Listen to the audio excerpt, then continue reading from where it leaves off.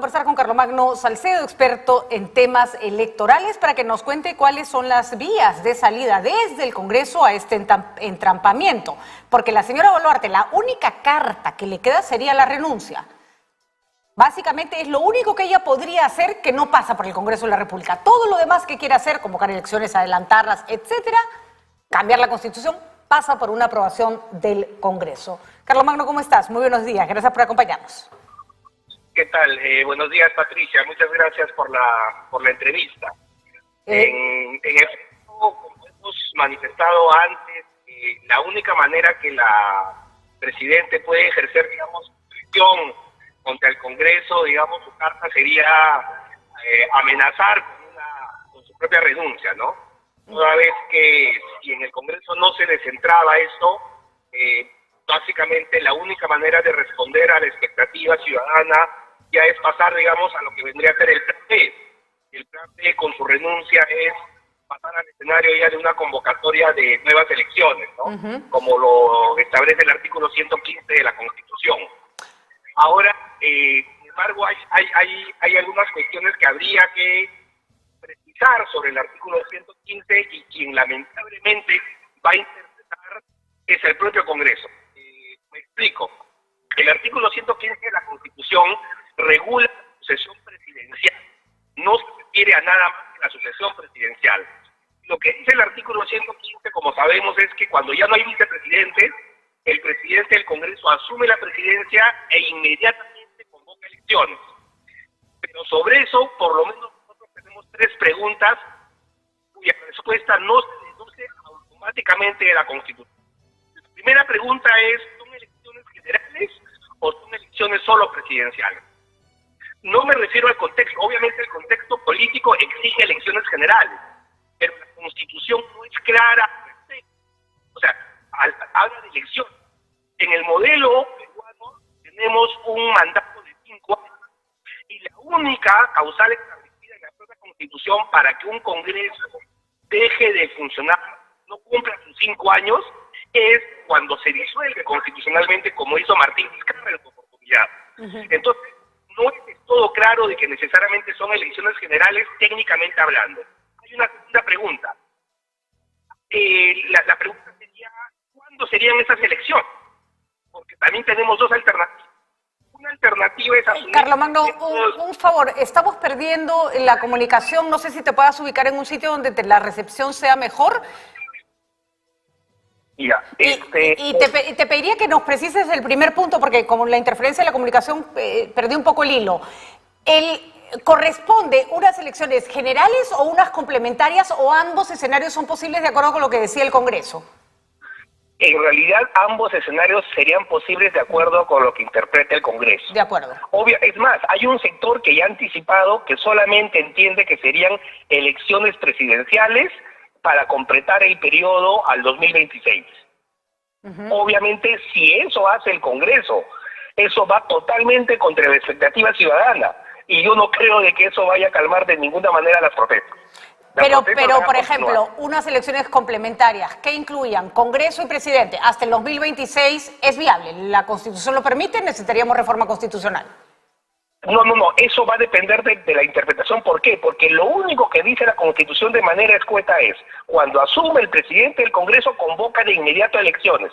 No dice qué elecciones son, no dice cuándo se convocan, o sea, se supone que se convocan de inmediato, pero la pregunta es, ¿son dentro de 9 meses, o sea, dentro de 270 días, como dice la ley orgánica, con lo cual serían este año, o tendrían que hacer en abril del próximo año, si entendemos que son elecciones generales? Porque las elecciones generales tienen fecha fija. O sea, tienen fecha de la primera semana de abril. Eso está en la ley orgánica.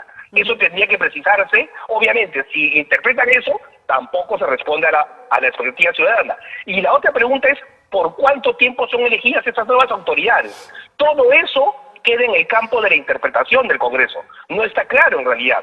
Entonces, a mí me aterra con el Congreso que tenemos, qué es lo que pudieran interpretar. De acuerdo.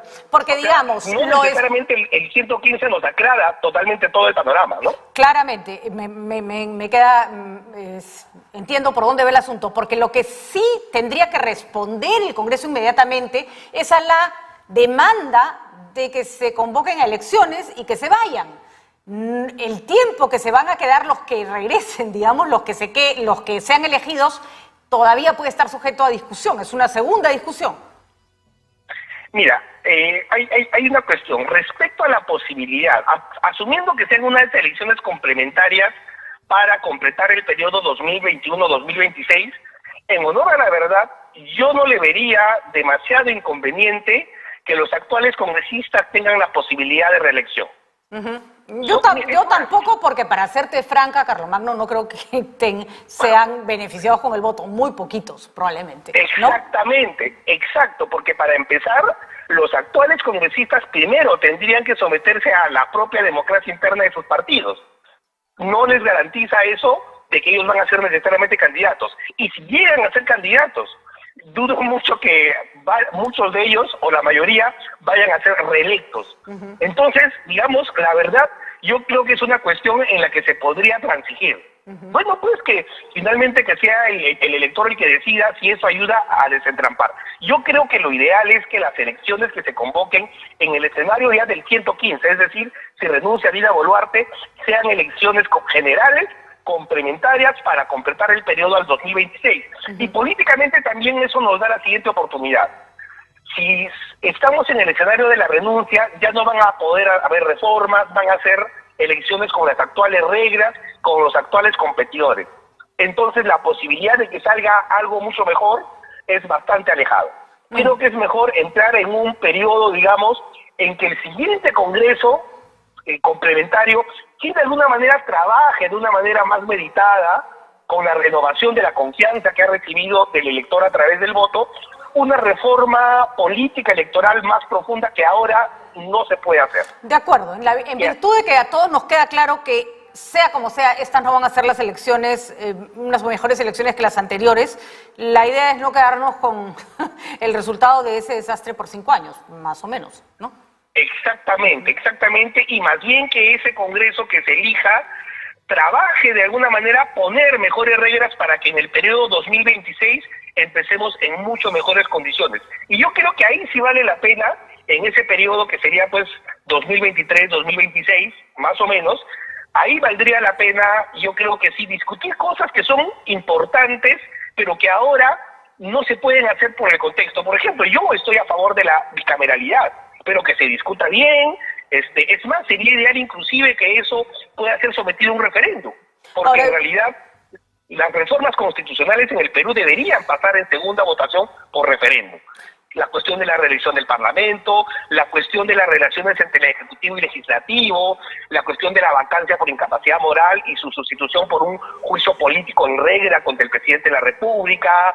Hay muchas cosas que están en la agenda. Además, Carlomagno, está claro que no todos los partidos están preparados para postular inmediatamente y probablemente lo que no quieran es tener que esperar mucho más tiempo para tener genuinas, eso sí hay que decirlo, intereses de presentar candidatos. Y claro, si te dicen igual lo ibas a hacer en el 2026, igual lo vas a poder hacer en el 2026, eso probablemente aligere la decisión de determinadas bancadas que hoy día dicen no, de ninguna manera, básicamente por intereses de que si las elecciones son mañana no tenían que presentar o no están inscritos. Eso me parece que se puede salvar con una elección complementaria. Ya entendí el punto en el que esa elección sería conveniente. ¿Cómo se salva el pedido de la izquierda de una asamblea constituyente? Que nos puede parecer bien, mal, pero ahí está, es una demanda. Hemos tenido a la congresista Limache conversando con nosotros que nos decía, nosotros representamos a gente que votó por eso, y esa es la demanda que tenemos sobre la mesa. Por supuesto, hay congresistas que están dispuestos a ceder y a decir, bueno, ahora no, pero no son la mayoría. ¿Hay alguna salida que pudiera satisfacer esas expectativas sin que se haga una constituyente inmediatamente o algo así? No, dentro del actual marco constitucional no es posible satisfacer por una razón. En el Perú la norma que establece la forma de reformar la Constitución es el artículo 206, la cual ya ha pasado por sentencias del Tribunal Constitucional. En todos los casos no puede haber una reforma constitucional en el Perú que no pase, por lo menos en primera instancia, por el Congreso de la República. Me queda claro. Es más, Eso es claro. Entonces, y en el Perú no existe la figura que existe en otras legislaciones que se llama el plebiscito.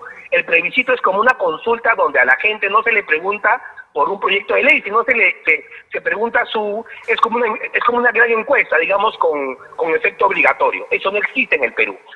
Se podría llegar a esa posibilidad de una asamblea constituyente, pero primero habría que reformar el artículo 206. Y yo estoy totalmente convencido que no existen los votos para reformar ahorita el artículo 206, ¿no? Porque, o sea, de ninguna manera conseguiría los 87 votos, no estoy seguro siquiera si conseguiría los 66 votos, pero si apuntaran a eso tendría que conseguir 66 votos y eso luego someterse a referéndum la modificación del 206. Si se modifica el 206, incorporando la Asamblea Constituyente como posible mecanismo de cambio constitucional, recién se podría allí pasar a esa etapa. O sea, se podría hacer, pero los pasos son muy largos desde este momento. Entonces el pedido de la izquierda no tiene sentido. Con lo cual, digamos, ahorita no hay manera constitucional de satisfacer esa demanda. No hay manera constitucional de satisfacer esa demanda. Es más, yo si fuera presidente del Congreso lo pondría a votación para que les digan que no, ya está listo, ya votamos, no se puede, listo, siguiente. Porque la verdad que en este entrampamiento no vamos a salir nunca, ¿no? En realidad se puede hacer eso, que si los congresistas de izquierda quieren eso, que presenten su proyecto de reforma del artículo 206 de la Constitución, incorporándole un párrafo, si se gustan, yo les ayudo a prepararlo, incorporándole un párrafo donde se dice de que una tercera modalidad de reforma constitucional es la Asamblea Constituyente. Y que eso se someta a votación. A ver si pasa el trámite de reforma constitucional. Y a ver si por fin nos tranquilizamos con respecto a ese tema. Muy bien, muchísimas gracias, Carlomagno. Salidas hay. La idea es que los congresistas encuentren una. Ese es el punto. Salidas hay. ¿Se lograrán poner de acuerdo, Carlomagno? ¿Cuál es tu expectativa? Sí.